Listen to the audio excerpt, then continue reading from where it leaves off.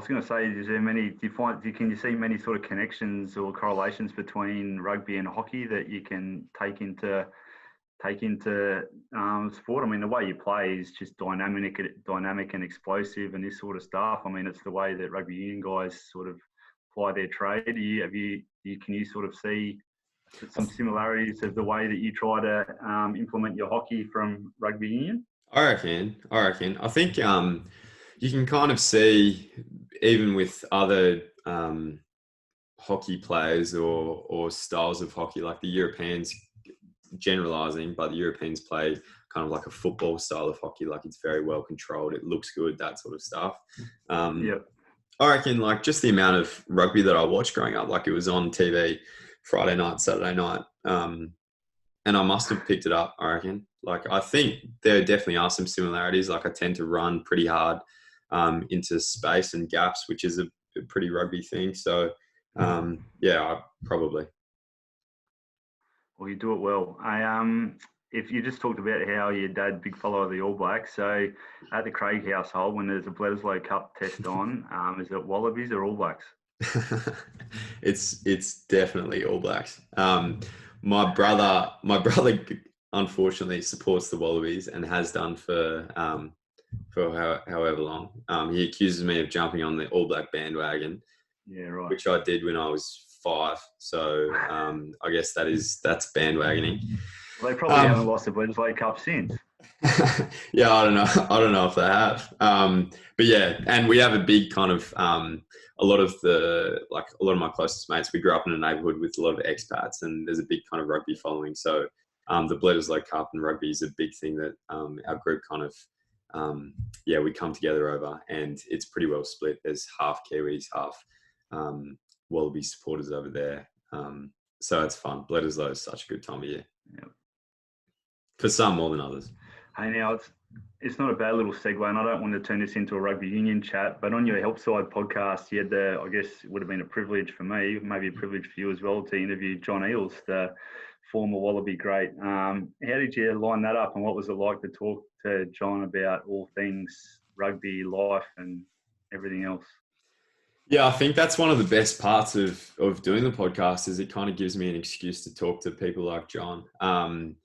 Basically, Tim Brand, he's a family friend of John's, and just kind of got in contact through that. And he was kind enough to invite me over to his place to have a chat with him for an hour or so. And that was brilliant. I mean, like, if you ever get to sit down with someone who's achieved so much, especially in like a similar field as what I do, for example, listening to someone who's been there, done it better than most, you can't help but walk away a little bit inspired, and also thinking that you've just kind of listened to audible gold for the last hour. So that was fantastic. So if you haven't heard it yet, everyone that's listening to this, get on the Helpside podcast and listen to the chat Tom had with John. Let's break your podcast quickly while we've got a little bit of time. For those that haven't heard of the Helpside, can you just let us know, I guess, where the name came in, and a rundown of what it's about, and what inspired you to do it in the first place?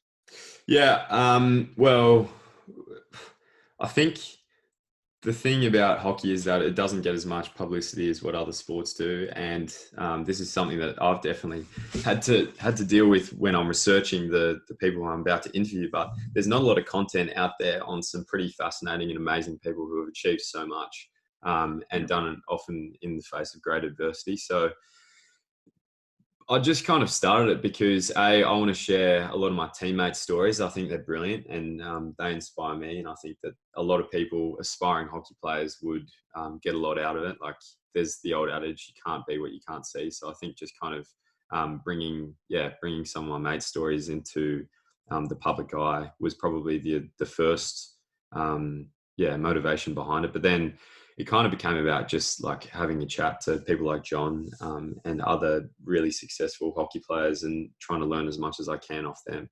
But I think primarily it's just about trying to provide some content for people who want to hear about their hockey, their favorite hockey players, basically. And I think we've done a pretty good job of that.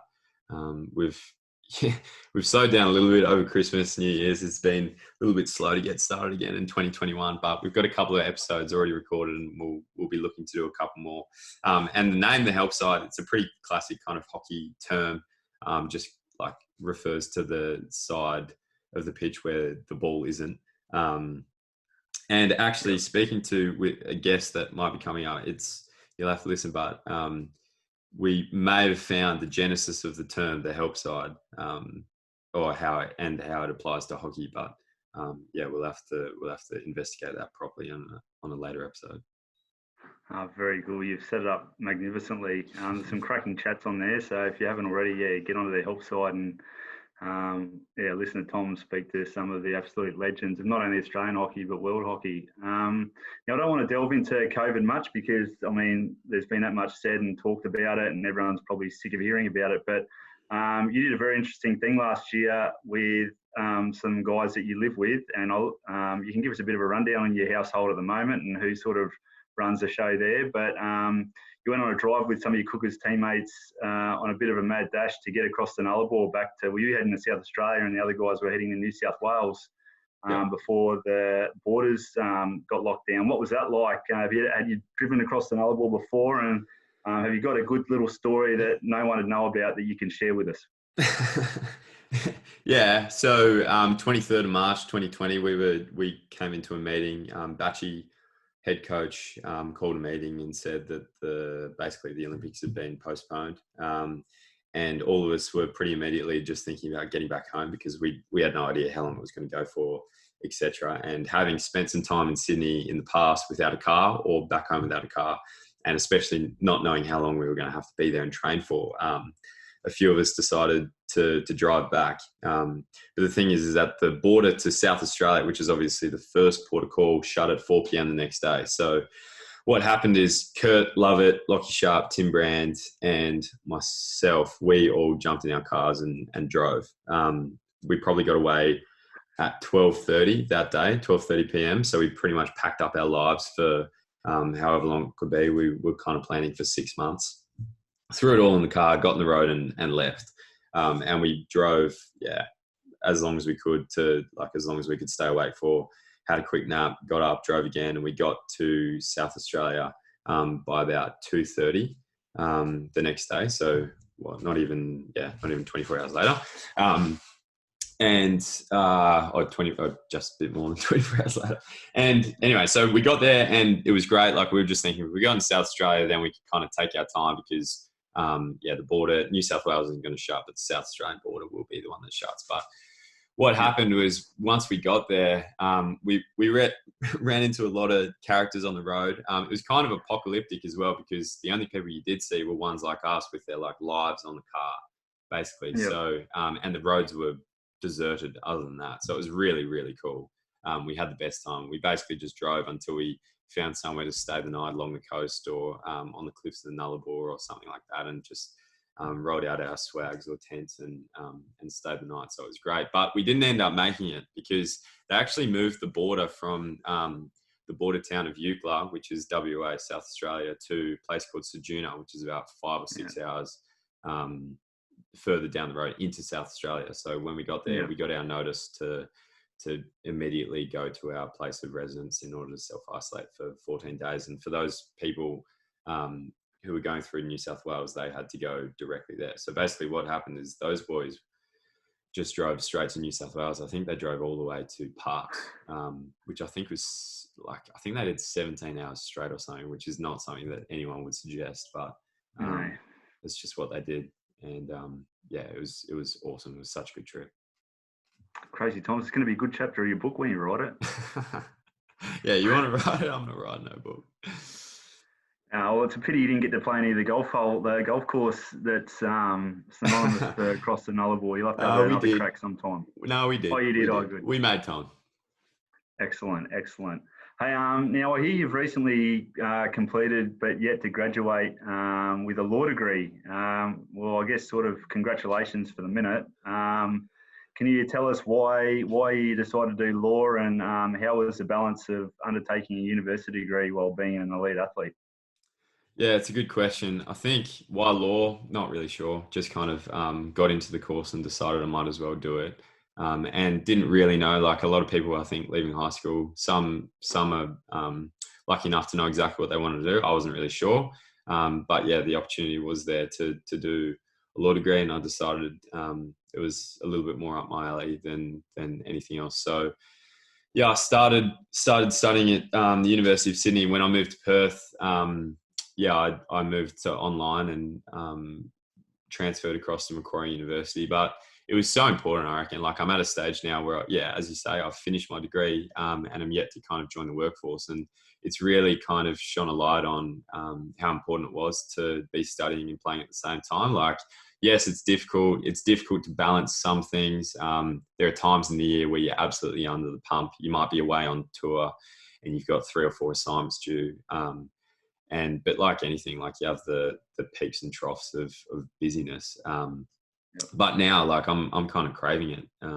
It was just such a good place to go to when hockey wasn't going well or when study wasn't going well. There was that other outlet, and I think it would be more difficult to find a life balance without something like studying or working. And I think that what we do with hockey, like even though we're kind of semi-professional, I think it's almost the best of both worlds. Like we're supported enough to be able to not work and just play hockey if we wanted to do that. Yep.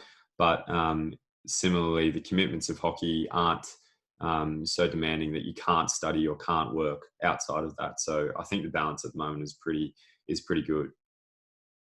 Now, hopefully, you've still got some good years left of hockey and the Kookaburras still in you. Is the plan? I mean, do you think you're that far ahead to get into law, get into a career in law once you put the stick away? Not really sure at the moment. I think, yeah, as I said, I've just kind of finished finished my studies, and yeah, I'm not sure if a career in law is something that I want to do. I don't really know. I'll probably give it a go. I'll try and find an understanding employer um, who can maybe help me along that journey a little bit. But at the moment, I'm just kind of trying to figure out what I want to do next. And as I said, fortunately, hockey is something that Yep. yeah, can support me while I do that. It's a good way to be. It's not a dress rehearsal. Hey, now you're a very knowledgeable man, not just from doing a law degree, but I don't know. You seem pretty switched on now. You live with 3 Kookaburras teammates. Can you just tell us who they are? And once you've told me, and I already know who they are, but there must be some highly intellectual conversations happening around that dinner table with the caliber of personnel that you've got under that roof there. Yeah, Lockie Sharp, Tim Brand, Tim Howard. We do have some fantastic chats, but unfortunately, not unfortunately, at the moment, um, we do a pretty good job of like all having dinner together and at the table and sitting around and talking about stuff or playing poker or whatever. But at the moment, from 7:30 p.m. on Sunday night, Monday night, and Tuesday night and Wednesday night, we watch Married at First Sight. So the intellectual conversation, like it's still highly intellectual, obviously, like discussing the various personalities who are on the show and how we might be able to help them. But yeah, we actually haven't sat at the table too much recently because, as I said, Right. more important things are in the way. But it's great. I love living with them. Um, yeah, we obviously spend a lot of time with each other because we literally, yeah, like the only time we're not with each other is probably when we're when we're sleeping. But it's good. It's good having such good mates to do everything with, and we all really enjoy it. Well, it's good. If you're not solving world issues, you might be as well be sitting on the couch solving issues of those punters that are trying to get married at first sight on there. I thought that when sitting around the dinner table, you like some of those others, I don't know, guys that sit there with their salt and pepper shakers and their cutlery, like putting them all in certain places and talking tactics about what batch you wanted to do at training and why you think it'd work, why you think it wouldn't work. Yeah, at times we talk hockey, not with the salt and pepper shakers, but yeah, it's kind of cool. I reckon. Like some of us would just have an idea, like about I don't know, a different skill or a different way to play, and we'll just bring it up. Um, and you've got 3 other guys who are pretty well qualified to have an opinion on it as well. It's pretty cool. It's a cool environment. Mm. It's good.